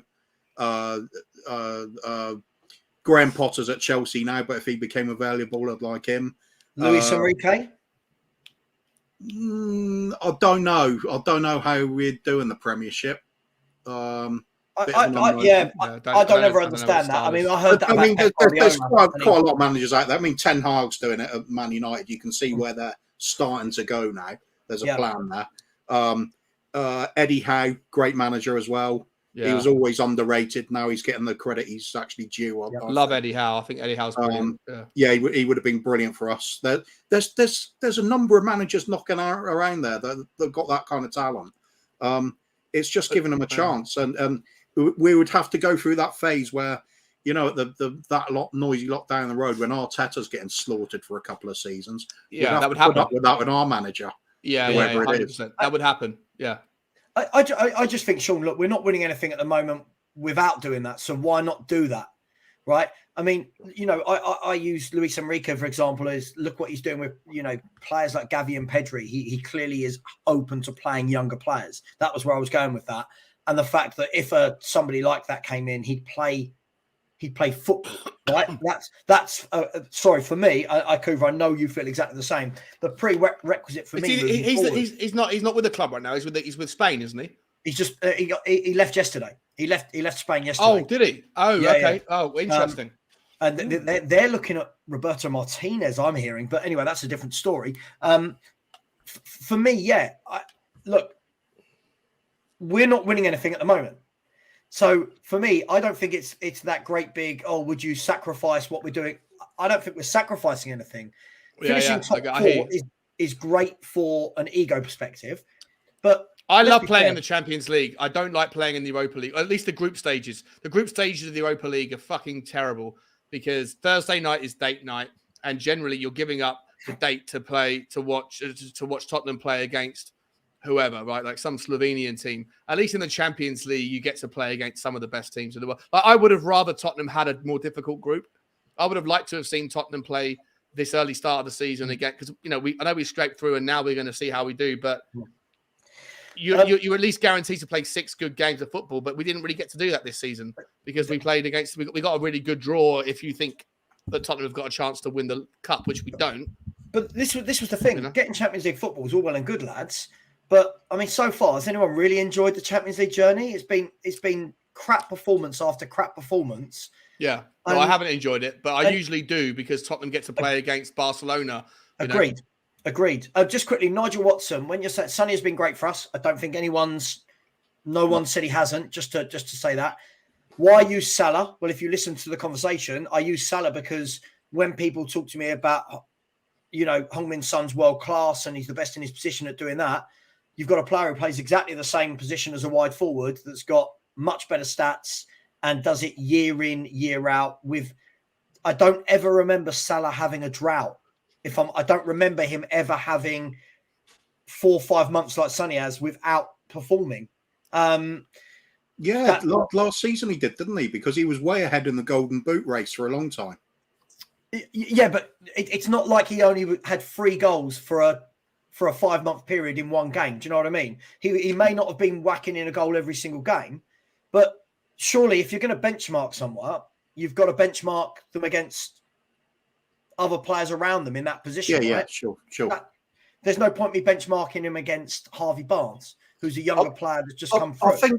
I think to be fair to Sonny, I think maybe the comparisons we always use is it's a perception that like he's going to be the main man, he's our main goal scorer, and I think Sonny was always at the best when we had this team with Eriksen would be chipping in similar amounts, Dele Alli would be chipping in similar amounts, Kane would obviously be the main man at that point. So Sonny was part of like the sort of the not the backroom team, but you know those supporting players to Kane as the figurehead up front, and that 10 to 15 goals was what you'd expect from him.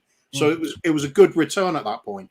It's just recently when we've become more dependent on him, we're thinking, well, that's perhaps all there is to him. We need more than this in the team, and he's just not that sort of player that's going to provide more in his game. That's going to be that 10 to 15 goals player.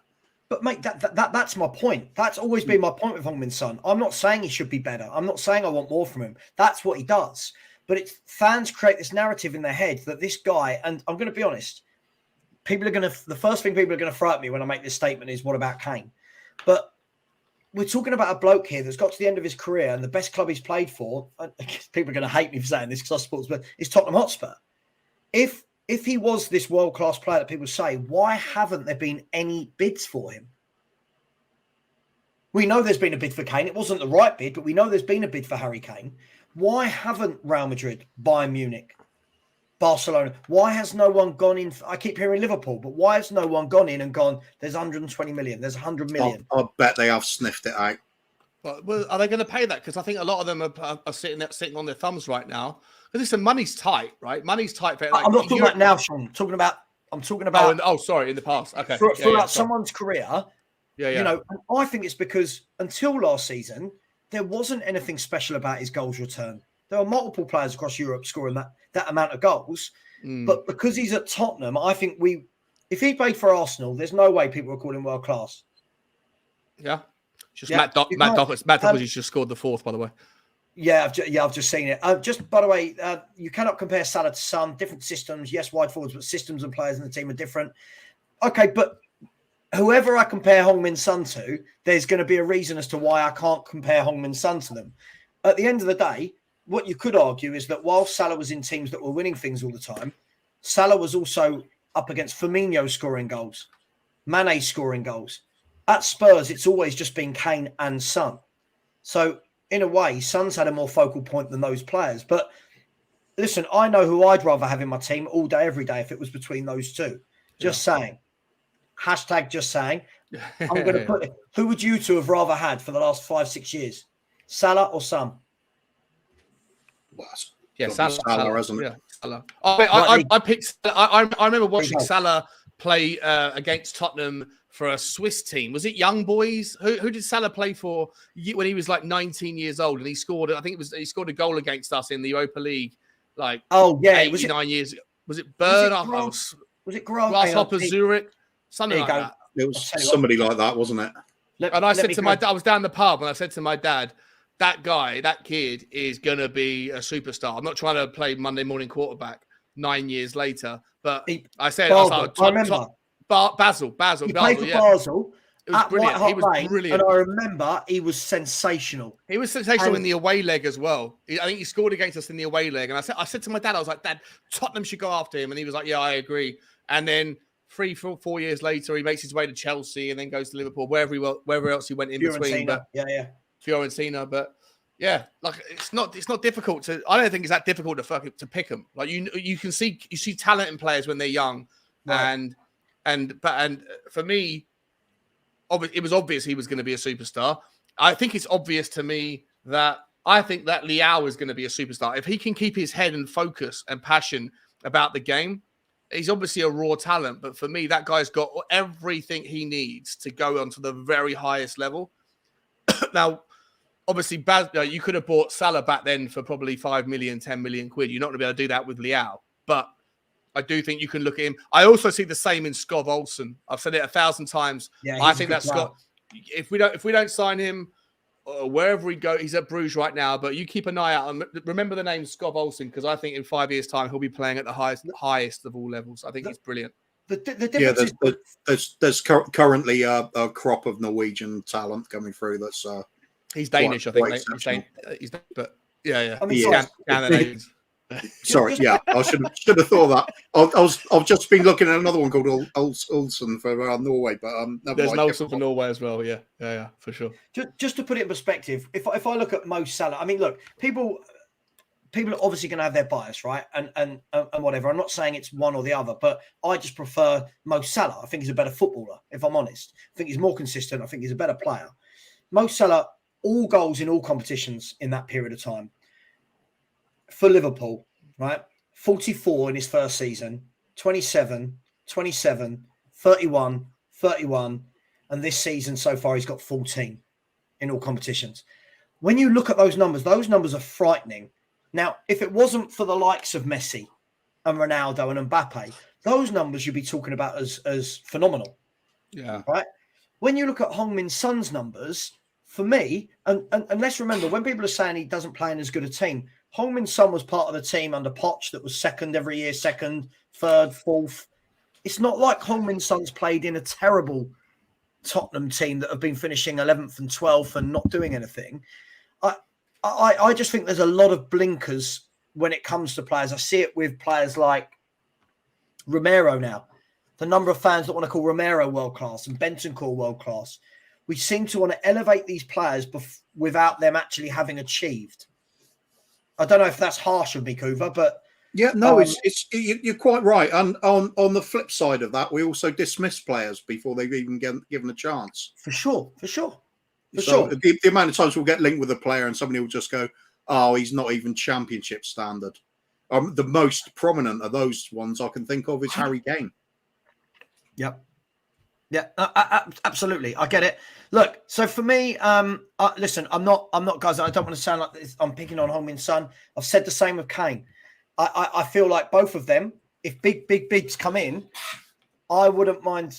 Well, the dog's just having a cough. Sorry about that. I don't know. He just wants to. He's having a little cough. Are you all right there, mate? He's having a go at me for talking about a little shake it off as well. Yeah, nice. I truly believe that if like a bid came in this window for Harry Kane and it was 120 million, guys, I'd take it and start evolving. I'd take it and go, right, all right, we've lost Kane. Can we bring in a Maddison and a Leao? And now we start to mix up how we play. Yeah. So that our football doesn't start being, okay, it's just Kane and Son.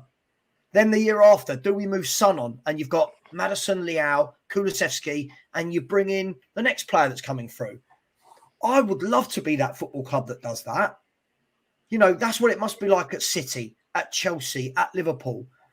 Now, everyone's having a go at Liverpool saying, oh, Diaz, Nunes. But the thing is, they're trying different things. They're bringing in these players. They'll get time to adapt while still keeping Salah, Firmino.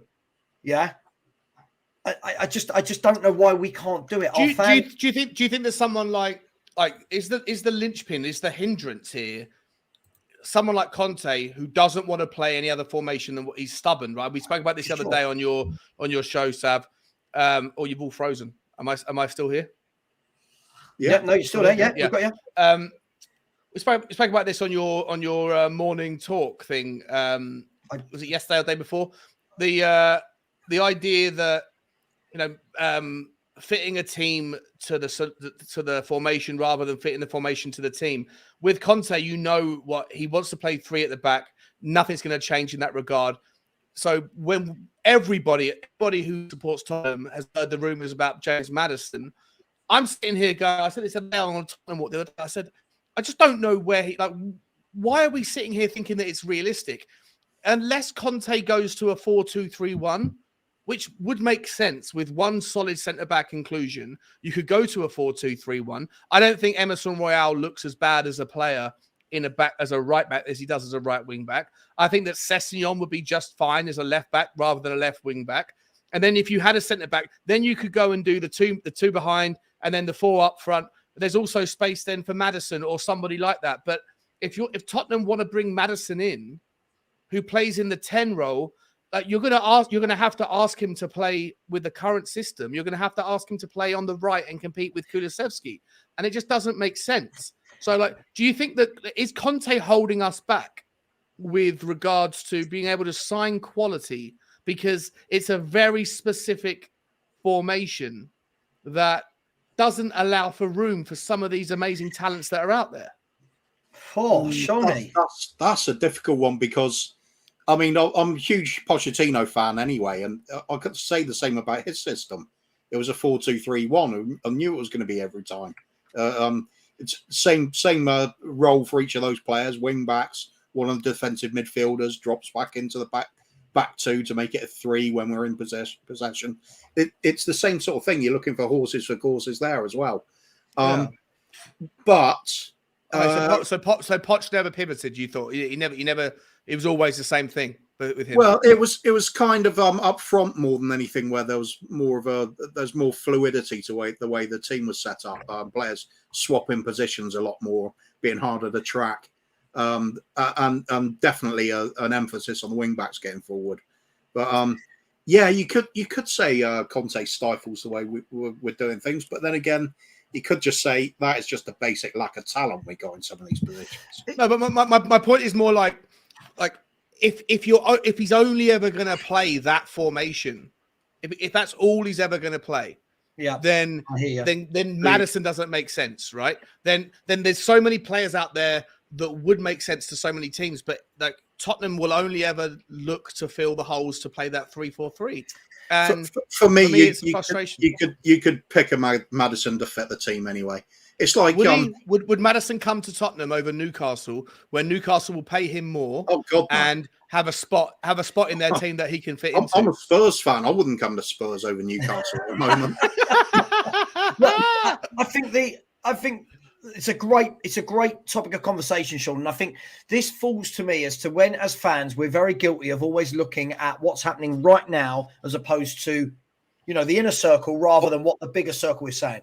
I'll put it this way with that argument. If for whatever miracle happened, Glenn Hoddle suddenly spawned again at Spurs, available to play. Where does he play?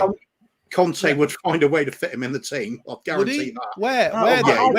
If Glenn Hoddle was 18 years old, where does he fit into this Tottenham system? Midfield, obviously.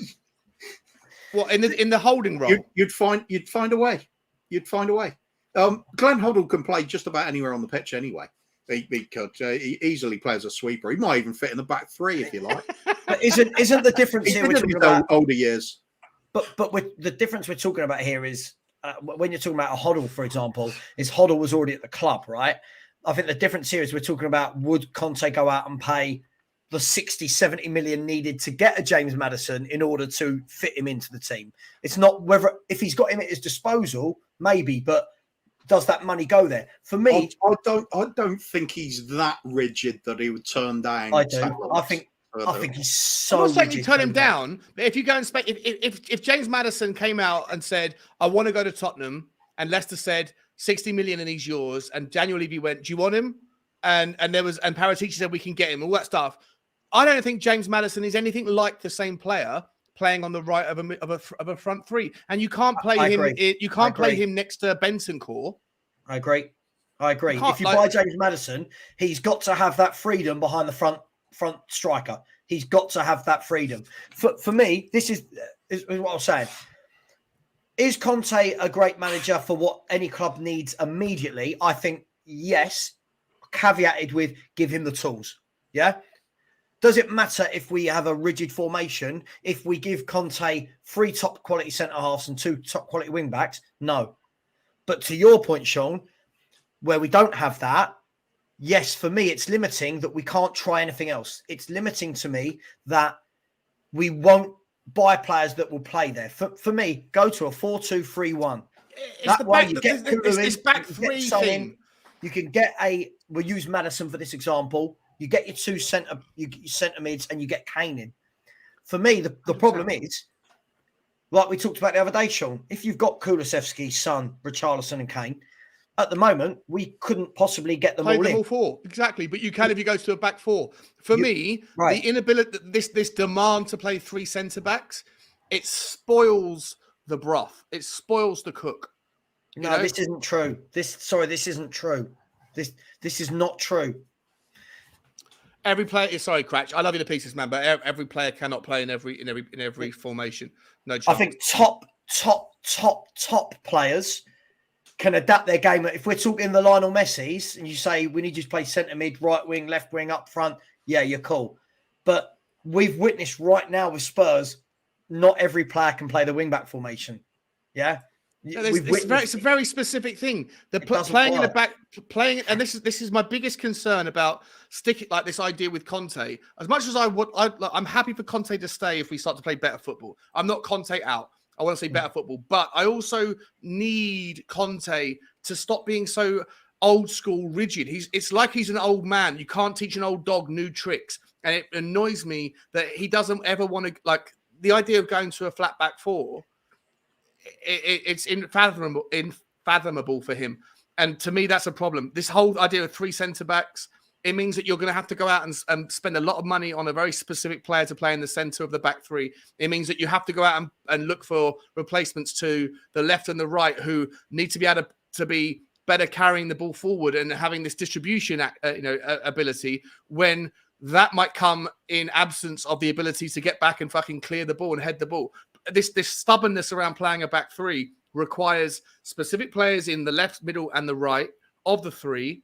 It also requires specific positions and characteristics of the wing backs that you don't have to have when you're playing a flat back four. And if you play a flat back four, you have space in the midfield to have somebody else do the hold, and then you have room for more creative players that can play in the center but are not that good on the width. And Lucas Moura is a perfect example, a shit example in terms of the quality of the player. But Lucas Moura has been asked to play wide for Tottenham, and he can't do it. He goes missing in games when he plays on the wide. But when he comes in and plays centrally, Lucas Moura is the best version of himself. But there's no space for Lucas Moura in center. We play with a 3-4-3. Like, to me, it's the stubbornness of the formation. I hate it. I do. Sorry. I'll counter that with saying, if you get the wing backs correct, you can bring those forwards into the middle more. You could play with Kane up front and a Maddison and a Kulusevski playing behind him, both in a sort of 10 role, if you like. And then the wing backs will provide the width if they're ultra attacking wing backs. And we know we can put out a solid couple of defensive midfielders in front of a back three. We haven't got solid back three yet, but if we get that and the wing backs, it all comes down to we are lacking quality in certain positions, and it's hampering the style of play at the moment. Well, I think we could amend things to fit in a Madison without any problem, in my opinion. Do you want Tottenham to go out and drop 70 million? I can't. Sorry, Sean. I just can't see Kuvva in the wing back formation. The only way I can see James Maddison fitting in at Tottenham, and if you gave me most players in the world right now, I'd say get that lad signed up. He ticks every box: goals, creativity, playmaker, assists, free kicks, corners, English. Right. For me, the only way you play James Maddison is if we go to a 2 up top, right?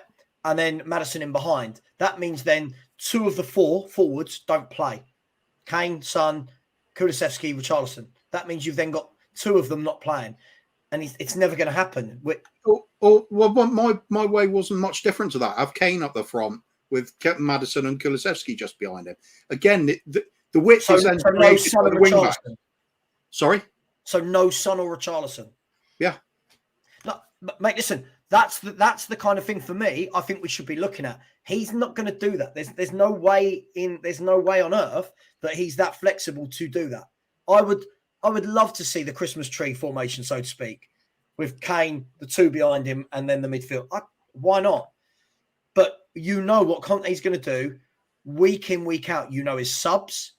You know. For me, I just think that this way of playing football is old school. I think it's gone. I don't, like we said the other day, who's winning titles, who's performing well in any of their leagues or playing this style of football? Well, it used to be Atletico for a few years, didn't it? For a few years. Yeah, pragmatic football doesn't. I think the game, Sabi said the other day, the game has changed. The game evolves. 4-4-2 used to be a thing. It's no longer a thing. And I think that if you're I've said it 1,000 times as well. I think that there is this desire to think that your system is correct and that you can outplay other teams. But one of the hindrances of being predictable is that other teams can set up all week when they know they've got to play Tottenham on Saturday. They can spend all day long practicing the same drills, drill, the same routine, because they know that Tottenham will play a certain way. Whereas if you don't do that, if one week you play 3, next week you play 4 at the back. Sometimes you play, wide guys. Sometimes if your team is predictable, the other team can predict and plan and prep accordingly. Having a little bit of an edge, a little bit of unpredictability, it restricts how much time any of those other teams can really spend on practicing against any potential system that Tottenham may or may not play. Unpredictability for me is such an understated and key part of football. I agree. I think it's all about the spice of life. I think it's options. And for me, I think it's different. The argument will always be, well, Pep Guardiola doesn't change. But the difference is Pep Guardiola's just got quality players all over. And Pep Guardiola's formation doesn't mean everyone's rigid in their position. From the moment the game begins, that front three and the middle three just constantly change around and play. There's a lot of teams based on the old Ajax total football 3-7 formation, isn't it? With the 7 completely fluid, yeah.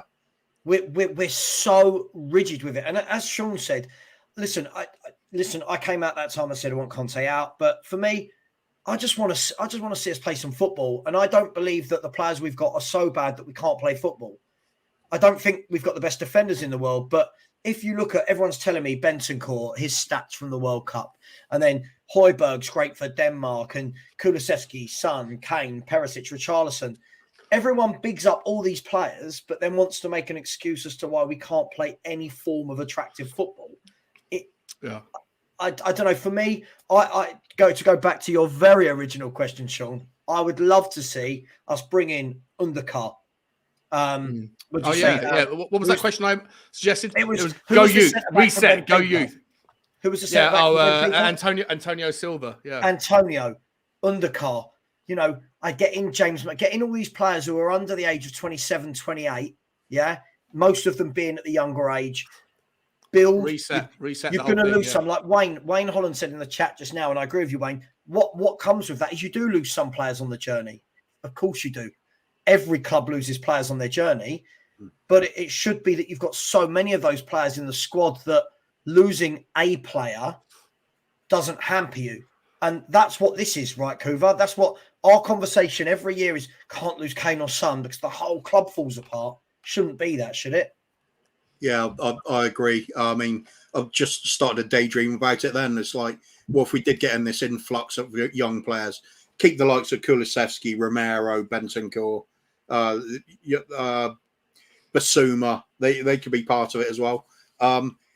You could keep then the likes of Kane and just keep him at the club. You don't have to look at selling him on.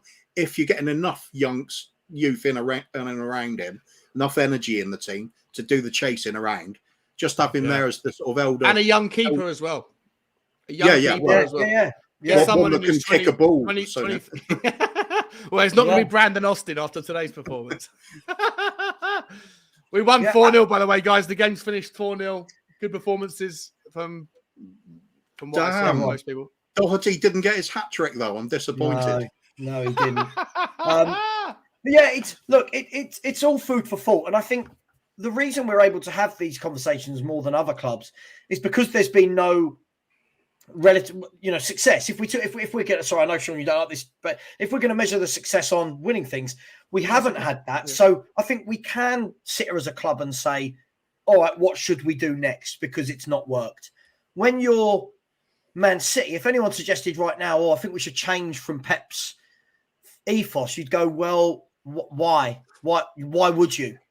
Why would you? You win every year. Why would you do that? Liverpool, even them, they've had 4 or 5 years of success, Champions League, FA Cup, League Cup. And even them now, they're evolving slightly differently with Nunes in the team and Diaz being different to Mane. Bringing in Harvey Elliott, very different to a Jordan Henderson or a Fabinho. So clubs and teams evolve. And I think Spurs have to be ready as fans. I think we have to be ready. You're going to get some pain. But for me, Kuvva, it's painful anyway. When people are saying you're going to have some pain, at the moment, I think every week is painful. Has been for years. We get the occasional game where, a few goals fly in and, you might get the brilliance of Kulusevski or something and he saves the day. But it's almost like the Lone Ranger now, him doing that. I agree. Mourinho, Nuno, Conte, I've not been enjoying it. It's regular times where I'm deciding, do I even bother to watch the game today? And it never used to be like that. It used to be the high point of the week for me. Used to love waiting for the game. I could not come fast enough. Be talking about it with your mates, go out for a few drinks, watch a great game of football. Even if you lost, you've had a good day out. You enjoyed what you were watching. Yeah. You better go. Like, even the Australian League teams, you could say, all right, we weren't winning things then, but it was, that if we lost 4-3, you knew the game was a humdinger, right? You knew it. Yeah. Now and that's what that Leeds game, Savva, that we watched just before the end of the break when we won 4-3. That to me was like we spent we did the Sunday show just before that game happened, and we were all talking, and it was like some level of Conte out or Conte change or whatever. We went for it against Leeds, and it was a brilliant helter-skelter game, back and forth. We went behind 3 times, we came back 3 times, finally took the lead. I'll give me that. That's a member. I remember that game. I remember moments. I remember all of it. The previous 13 games or whatever it was in the Premier League, I don't remember much of them, And to me, like, I want to see. I don't care if Conte wants to hang around. So that's all good with me. I don't care. He's a good manager, but I want to see us throw caution to the wind. And this idea of like sitting back for 45 minutes because, we hope that they're going to get tired second half and we throw it, and then we go for it. It doesn't help if you're 1-0 down or 2-0 down at halftime, like we were too many times in the first half of the season. I really, really hope that Conte learned a little bit from that game and said, the second half. Yep. To dare is to do. Those words should mean something to this club. Yeah, man. Yeah, 100%. Yeah, I think that's it. I want to look. I've said lately for years and years, I've banged this drum of the only thing that matters is winning something. The only thing, and look, as much as I want to win something, I'm really aware that at the moment I don't feel like we're any sort of close to that. I really don't. And if we're not winning things, I just want to enjoy it. Yeah, I can handle not being a winning club if we're at least attempting to be a football club. That's where I'm at as well. Yeah. But at the moment, I'll be honest, and this is the thing. People can have a go at me. People can hate me for this. I'm not enamoured by Conte at all as a manager. Yeah, he's won things. But the same way people weren't enamoured with Jose, who had won a hell of a lot more. Yeah. So, guys, that's where I'm at with it. I'd like to think that we come back the beginning of the year, at the end of December, we start playing our league games again, and Conte lets them off the leash a little bit more. And I do find it a very lazy excuse that just because we've not got the greatest defenders means that going forward we can't play good football. I find that a very convenient excuse for if anything, that should be a reason to play on the front foot. I agree. Yeah, and I've said many times before, if you're the weakest area of the pitch is centre halves, stop playing 3 of them. just drop them all. But listen, it's true. And stop playing in your back. Stop playing with a low back line. Stop doing it. Stop playing out from the back with players that can't do it. Yeah. There's the school of thought, right? And we did the show a couple of months back, and there's a school of thought of, okay, you're weaker at the back in a 2, so put 3 in there for cover. For me, I look at it the other way, Sean. I look at it that, hang on, now all I'm doing is adding more weaker players to play alongside each other, which actually causes more confusion and more mistakes. I would rather have Romero, right? We know he can play in a 4. He does it. We'll see it tonight. He'll play in a 4 for Argentina. Bring in one signing. Bring in that one top centre half that plays alongside him, or even play Longley there for the moment, and just say, we're going to go with a 4 and we're going to do what we're best at, which is we've got good midfielders and we've got good forwards, right? Instead, Conte goes, okay, we're not very good at the back. Let's overload and have 5 defenders and have less of what play a low line and let the other team have the ball. Yeah, I don't get it. Guys, any last thoughts? I'm going to log off. I'm acutely aware that Brazil and Croatia are kicking off in 8 minutes, so people will want to watch that, and I should do some work as well. Raf, when you're saying or just buy a right wing back, I don't think it's an or. I think it's even if you buy a right wing back, that doesn't solve the centre half problem. You still need centre halves. Are you in agreement, lads, with that? Or yeah, no, 100%. For me, it's still the biggest priority. Is still wing backs for me. I'm okay with Dyer and Davies hanging around the club. I don't need them to be. I think that you have to sell Sanchez, right? Sanchez has to go. Tanganga, make a decision on that on Tanganga. But I'm okay with Davies. I said this before on your show as well, Sav. I feel like Tottenham fans are too overly used into saying the Sanchez, Dyer, Davies. It kind of rolls off the tongue a little bit. I don't think Davies should be put in the same category as Dyer and Sanchez. I think Davies has done a good job and I think he continues to. He's had a good season as well, so I'm okay with hanging around. But Sanchez needs to go, and then if he goes, then you can bring in someone brilliant. If you can get someone brilliant, whoever it is, whether it's an Ndicka on the left, whether it's a Milenkovic from Fiorentina, whether it's a Silva, somebody that just, or a Skriniar or De Vrij, whoever. We've spoken about these names, ad nauseum. Someone that immediately comes in and improves. Then you can relegate Dyer to the substitute bench until the summer, and then maybe move him on and get someone else in. But for me, I think that Dyer and Sanchez are the two that need to go. Davies, I'm okay with. I think Davies is okay. I don't mind Davies as a squad player. I think Davies, for me, always did a good job because he was never guaranteed to start. So it was, he'd come in and you'd be like, oh, okay, Davies has come in. When it gets to the stage that he's one of your three main centre-backs. Yeah, week in, week out, maybe a problem. That, for me, is a concern. I think centre-backs... I think it'd be so much better if he had some pace. I think that the lack of pace is what cripples him. Agreed. Yeah. Steve Deere said, if you invite constant pressure and an onslaught on the back line, he's capable of a mistake that costs us. Yeah, this is the problem. When you sit back and invite pressure like we do for the first 45 minutes of every game of football, and then all of a sudden when he lets them off the leash, Kuvva, it frustrates me because you go, hang on, they can play a bit. So this is a manager thing, but whole different. Back to it again. Just getting a couple of wildly attacking wing backs and just piss off up the other end of the pitch. Absolutely. Tell the midfield two, the front three, and the wing backs, go and do your thing. You know our centre halves aren't amazing, but hey, we haven't addressed any of that. Sean, thank you so much. I'll see you gentlemen on Sunday night. Sunday night we will know the World Cup semi-finals. By then, Spurs might have had some more transfer rumours. Just quickly, it looks for all intents purposes, guys, that Malinovsky's off. Are